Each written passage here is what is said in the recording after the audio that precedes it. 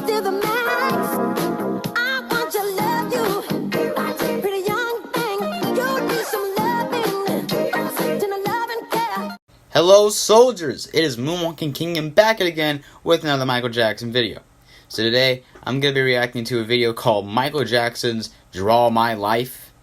So this is going to be someone who's probably going to do a Michael Jackson impression that's probably going to be bad. But, all for love though. But, this is going to be a video. I don't really react to these, so I want to see how this is. So we're going to start the video in 3, 2, 1. Let's go. Welcome to a new Draw My Life video. Michael Joseph Jackson was a singer and songwriter from the US, an icon of pop culture who reached high sales figures and several awards, which named him as the King of Pop. He was born on August 29, 1958 in Gary, Chicago, in the state of Indiana. He was the Gary, Chicago? What? 8th child in a family of 10 children. His brothers, Jackie, Tito, Jermaine, Marlon, and Randy, and his sisters, Ruby, Latoya, and Janet. A 6th brother, Brandon, died shortly after being born. His parents were Joseph Walter Joe Jackson, an ex-boxer who became a steelworker and a guitar player, and Catherine Esther Cruz, who had also aimed to become a country singer. Yeah. Michael showed he had a great voice. I heard Joe was also a boxer, I think he was also a boxer in like something with the steel mill or something. Since he was a kid. With so many siblings around, the easiest thing was creating a soccer team or a music band. Yeah. So they went for the second option. In 1964, Michael and his brother... Wow, I didn't know they had to choose between a soccer team. Oh, yeah, Jackson 5 soccer team, man. Marlon joined the band already formed by Jackie, Tito, and Jermaine, and they created the Jackson 5. Under the strict management of their dad, the band was step-by-step growing towards success. In 1965, they won a talent contest that took them on a tour around nightclubs and discos for 3 years. They also recorded their first singles for Stilltown Records, a local record label. The quantum jump came in 1969 when they signed for Motown.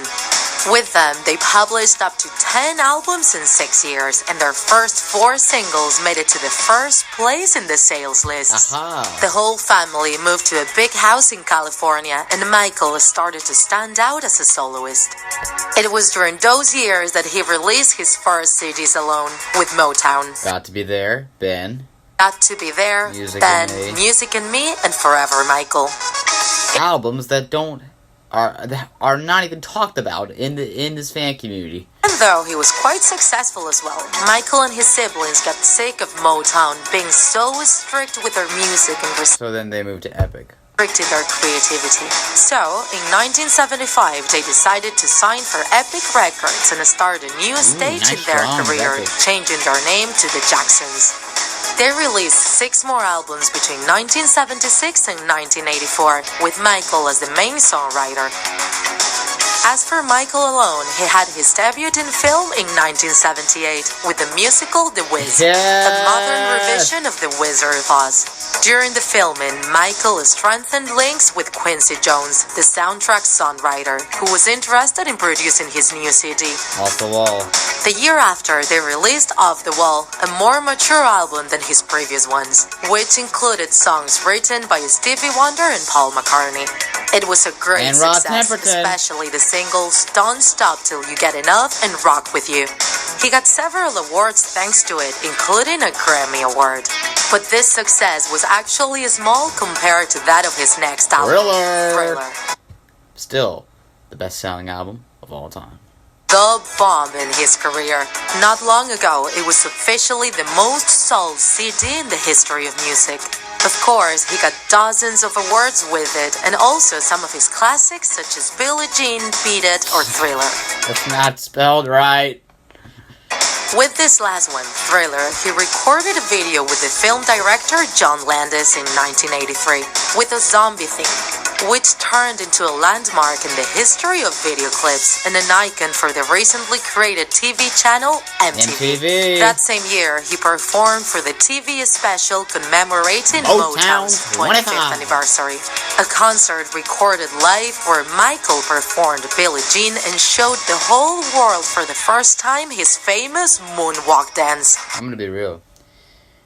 That is such a historical performance because remember, Billie Jean is not a Motown song, it's an epic song. That's historical. Wow. During the next years, Michael, apart from standing out with his sales, he also stood out with his humanitarian work, getting several artists together to record the song We Are the World. The earnings they made with it were destined to ease hunger in Ethiopia. In 1986, he put himself under the direction of Francis Ford Coppola and George Lucas to record the 3D short film Captain EO. Underrated. The next year, he released his 7th studio album, Bad. Even though it didn't reach the same record sales figures as Thriller, it was still a success at a world level. And classics such as Bad, Man in the Mirror, or Smooth Criminal were in it. Michael, already an icon, published his first autobiography, Moonwalk, the most sold book of the year in the US. In 1988, he bought a ranch in California, where he built a theme park, a zoo, and a cinema. He transformed it into his new home, called Neverland, in honor to his favorite character, Peter Pan. That's a nice drawing of Peter Pan. I'm not gonna lie. In 1991, he released Dangerous, album that contained other classics such as Black or White, That's a hard one to draw, though. Under in 7 weeks in a row, or Heal the World, which would name the organization Michael created the year after to help children in need. One of his most spectacular performances took place during the halftime show of the Super Bowl in 1993. It was such that it started the tradition of artists acting in this event.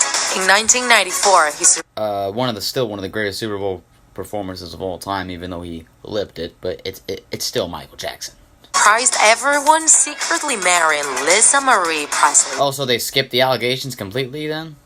Alright. Elvis Presley's daughter. However, they weren't together for long and they divorced 20 months after. It was then, in 1995, that Michael released his first double album, History, Past, Present, and Future, Book 1. The tour became the most successful in all his career, with more than 4.5 million people attending.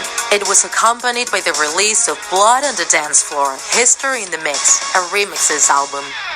In 1996, he surprised everyone again, marrying his personal nurse, Debbie Rowe, with whom he would have his first 2 children, Prince Michael Joseph Jackson Jr. I did not know that because I don't really follow the whole Debbie and Lisa and all that, so wow. And Paris Michael Catherine Jackson. The couple got divorced soon after in 1999, and she gave up the custody of the kids to him.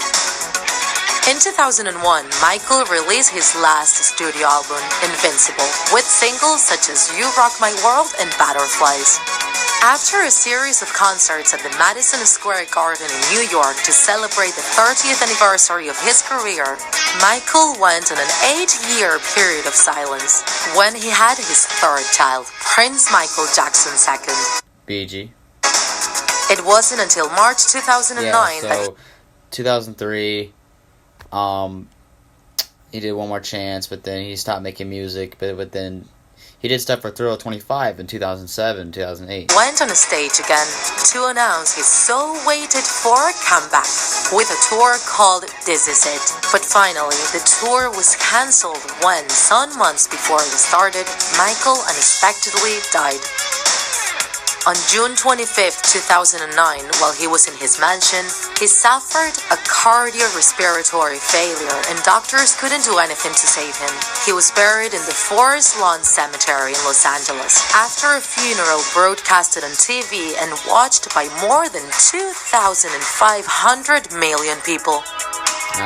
With his premature death at the age of 50, he left behind a life full of classics in music and record sales figures. There was also controversy, though, that we could use to record a whole new video. But in this case, we prefer talking only about his music, which will continue accompanying us forever.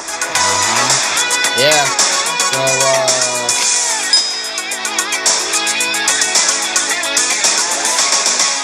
Okay. If you enjoyed this video, Alright, so the video was good. It really summed up his life in a way. The video did not refer to the vitiligo. It did not refer to any of the media stuff, which is good. They did not bring up the allegations. They didn't bring up the Sony stuff. They just said all the positive things. All like just mainly about his music and artistry, and they brought up the humanitarian stuff. So good. Very happy about this video. If you guys enjoyed the video, please put a like, comment, and share with all your friends. Make sure to subscribe because we're on the road to 300 subscribers. So I will see you all in the next video. Keep tuning in. Moonwalking Kingdom. Signing off. Bye bye.